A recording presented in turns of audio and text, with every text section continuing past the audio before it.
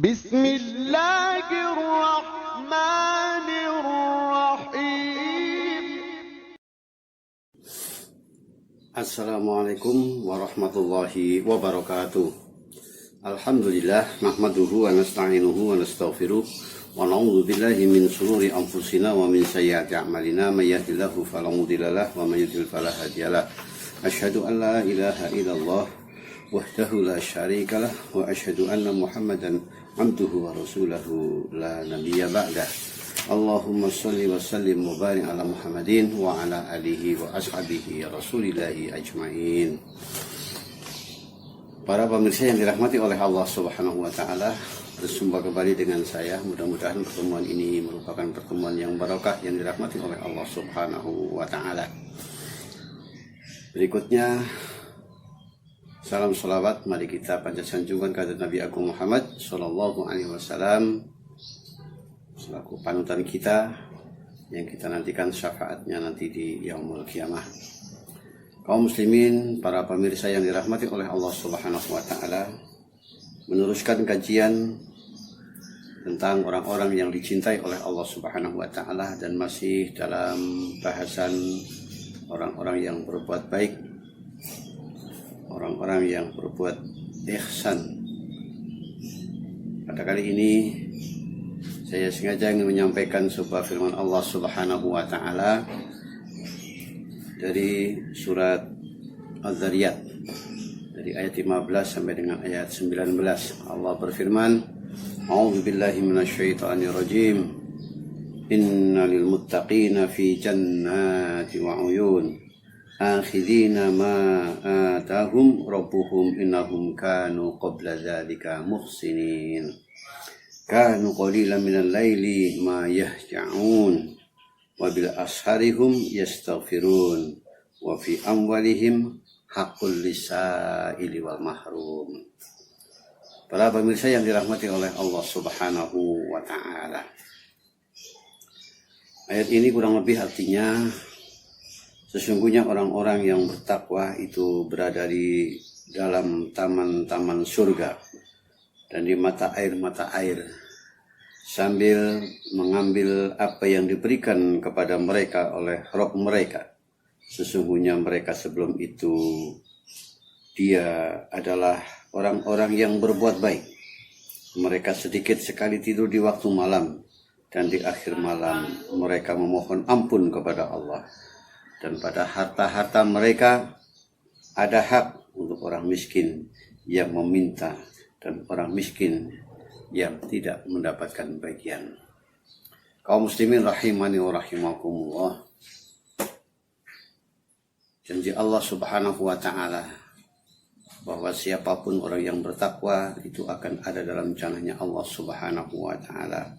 Dia akan ada di taman-taman surganya Allah Subhanahu wa taala dengan menerima apa yang diberikan oleh Tuhan mereka. Kenapa dia sampai kepada taman-taman surganya Allah Subhanahu wa taala? Karena dia memiliki sifat.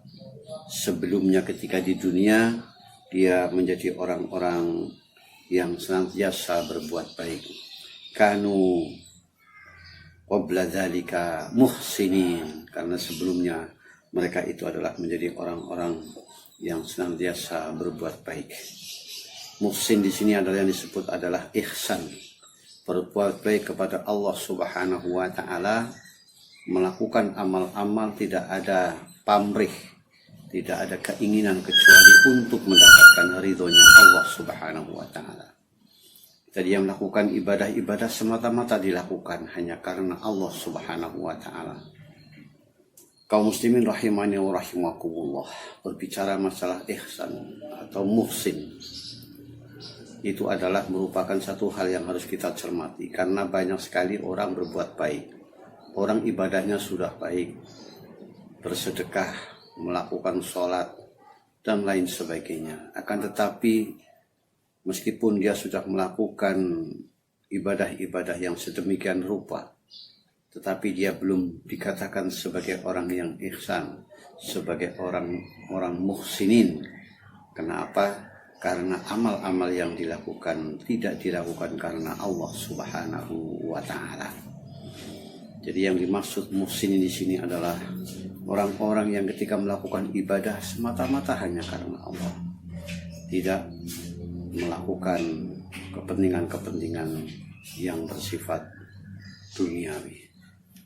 Banyak sekali orang yang sudah melakukan ibadah-ibadah, tetapi ibadahnya dilakukan karena hanya untuk mencari kesenangan dunia. Banyak orang yang melakukan kebaikan-kebaikan kepada orang, tapi tujuannya hanya untuk mendapatkan jabatan, untuk mendapatkan kedudukan di hadapan manusia. Maka ini Allah tidak ridho. Kaum muslimin rahimani wa rahimakumullah. Keridhaan itu akan muncul, akan ada dalam diri kita ketika kita melakukan apapun, itu hanyalah untuk Allah semata.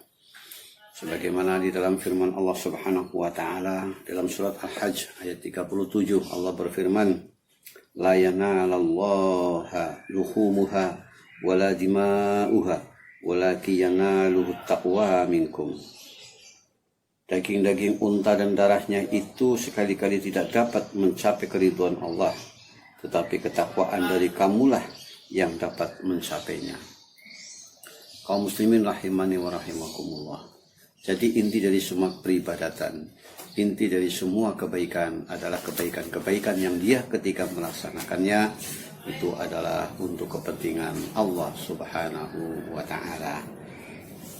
Jadi ketika orang melakukan kebaktian, melakukan ibadah, disinyalir oleh Rasulullah SAW, yaitu bahwasanya anta'budallaha ka'annaka tarahu fa illam takun tarahu fa innahu yarau. Jadi kamu beribadahlah kamu seakan-akan kamu itu melihat Allah. Seandainya Allah itu tidak bisa melihat kamu, maka yakinlah bahwa Allah itu memperhatikan kamu. Inilah orang-orang yang muhsinin, orang-orang yang ihsan, orang-orang yang berbuat baik yang dicintai oleh Allah Subhanahu wa ta'ala. Kanu qalilan minal laili ma yahsyaun. Orang-orang yang semacam ini dia melakukan sholat-sholat malam, melakukan ibadah-ibadah malamnya, itu dilakukan karena semata-mata cinta kepada Allah. Orang melakukan ibadah malam tidak semua orang bisa, kecuali orang-orang yang beriman dan oleh orang-orang yang ihsan. Karena perbuatan ibadah malam itu adalah merupakan satu ibadah yang sangat berat. Di dalam hadis dikatakan bahwa tanda-tanda orang yang memiliki sifat-sifat nifak adalah mereka malas untuk sholat berjamaah di waktu isya dan waktu subuh. Jangankan sholat malam, berjamaah sholat isya dan subuh saja mereka enggan. Inilah tanda-tanda orang-orang yang munafik. Tetapi orang-orang yang betul-betul ihsan, orang-orang yang betul-betul ikhlas, bahwa dia cinta kepada Allah Subhanahu wa ta'ala, maka dia akan melakukan ibadah-ibadah malamnya, dilakukan dengan sungguh-sungguh, dan dia betul-betul melakukannya karena Allah semata-mata. Dan ibadah malam adalah merupakan satu ibadahnya orang-orang yang ikhlas. Kenapa? Karena ibadah malam hanya akan bisa dilakukan oleh orang-orang yang beriman, yang memiliki sifat ikhlas kepada Allah Subhanahu wa ta'ala. Bagaimana tidak? Karena ibadah malam itu adalah ibadah yang tidak pernah diperhatikan oleh siapapun kecuali oleh Allah Subhanahu wa ta'ala. Dia bangun di waktu malam saat orang pada tidur. Dia bangun malam sendirian, kemudian dia menundukkan hati menghadap kepada Allah Subhanahu wa ta'ala. Dan orang-orang yang semacam ini sangat menikmati ibadahnya, sehingga malam-malamnya betul-betul menjadi malam yang sangat menyenangkan bagi dia ketika dia bercengkrama dengan Allah Subhanahu wa ta'ala. Kemudian panjangnya waktu malam, wabil asharihum yastaghfirun, dan di akhir malam mereka memohon ampun kepada Allah Subhanahu wa ta'ala. Artinya bahwa sampai di akhir malam pun dia tidak semakin merasa bangga di hadapan Allah, tetapi justru dia semakin sujud, semakin kurang dan semakin butuh kepada Allah Subhanahu wa ta'ala. Maka di akhir malamnya orang-orang yang berbuat baik ini, dia akan senantiasa memohon ampun kepada Allah Subhanahu wa ta'ala. Dia tawadhu, dia khusyuk, dia tunduk kepada Allah Subhanahu wa ta'ala. sebagaimana firman Allah, sabda Rasulullah Muhammad SAW, barang siapa yang merendahkan diri di hadapan Allah Subhanahu wa Ta'ala, maka rafa'ahullah, Allah akan meninggikan derajatnya. Kaum muslimin rahimani wa rahimakumullah, maka tidak heran ketika seseorang yang bertakwa ini senantiasa berbuat baik karena dia yakin akan balasannya Allah Subhanahu wa Ta'ala. Dia ingin mendapatkan ridhonya, ingin mendapatkan surganya Allah Subhanahu wa Ta'ala. Kaum muslimin rahimani wa rahimakumullah, setelah di akhir malam mereka bermunajat memohon ampun kepada Allah Subhanahu wa Ta'ala, mereka pun senantiasa ingat bersyukur kepada Allah, yakni tatkala dia menerima pemberian dari Allah Subhanahu wa Ta'ala, dia merasa bahwa wa fi amwalihim haqqul lisaili wal mahrum, bahwa di dalam harta-harta mereka itu ada yang menjadi hak orang lain, ada yang menjadi hak orang-orang miskin, anak yatim dan lain sebagainya. Wa fi amwalihim haqqul lisaili wal mahrum, bahwa di dalam harta mereka ada hak untuk orang-orang miskin, baik yang meminta maupun yang tidak meminta.